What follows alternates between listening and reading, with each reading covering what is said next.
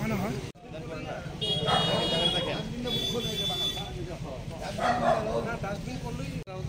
এই এলাকার কর্পোরেটরকে কমই দেখা যায় রাস্তাঘাট বিভিন্ন ভেঙে পড়ে আছে অভিযোগ এলাকাবাসী।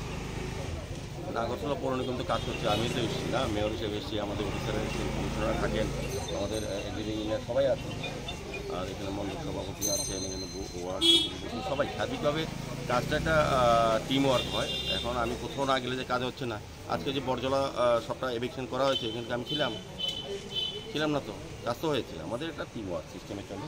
এখানে কি আসলো কি এতটা প্রয়োজন পড়ে, তবে কর্পোরেটটা সবারই সব জায়গায় থাকা উচিত, যাওয়া উচিত আমি মনে করি। যাই হোক, আজকে 32 নম্বর ওয়ার্ডে আমরা পরিদর্শনে বেরিয়েছি। আমাদের সঙ্গে আধিকারিকরা সবাই আছে, সবাই আছেন।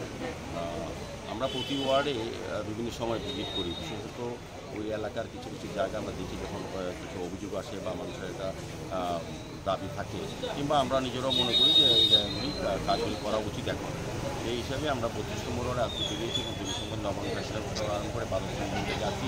পরবর্তী সময় আইডিএমের দিকে আমরা যাব, রবীন্দ্র পণ্ডিতে যাব। তো যেখানে যেখানে এই ওয়ার্ডে বিশেষ সমস্যাগুলি সেগুলি পরিচ্ছন্ন করবো, পরবর্তী সময় ব্যবস্থা গ্রহণ করা হবে। তো আমি দেখেছি এখানে ড্রেনটা কিছুটা স্ল্যাব করার প্রয়োজনীয়তা আছে বা এই এলাকার লোক দাবি করেছেন, তো আমরা স্ল্যাবটা করিয়ে দেবো এবং এই রাস্তাটা কিছুটা সংস্কার করবো যাতে চলাচলে।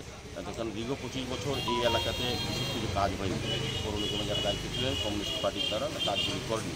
সেই কারণে আমাদের এই কাজগুলি নতুন কাজ করার ক্ষেত্রে আগে পুরোনো কাজগুলি সংস্কার করার ক্ষেত্রে বেশি নজর দিতে হবে।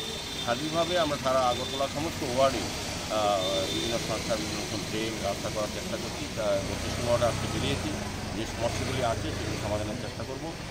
এইখানে কালবার ড্রেনের উপর স্ল্যাব দিয়ে দেবো। এই রাস্তাটা আমরা দেখছি, এই রাস্তাটা কিছুটা রিপেয়ারিং প্রয়োজন আছে, সেগুলো আমরা করে দেবো। আর বাকি কাজগুলি আমরা দেখবো, যেগুলি করার এখনই প্রয়োজনীয়তা আছে সেগুলো আমরা অবশ্যই করবো। কিছু কিছু এলাকায় দেখা যাচ্ছে ফ্ল্যাট তৈরি করতে গিয়ে ড্রেন বন্ধ করে নির্মাণ সামগ্রী ফেলে রাখছে। না, এগুলির বিরুদ্ধে ব্যবস্থা গ্রহণ করা হচ্ছে, পেনাল্টি ফাইন করা হচ্ছে।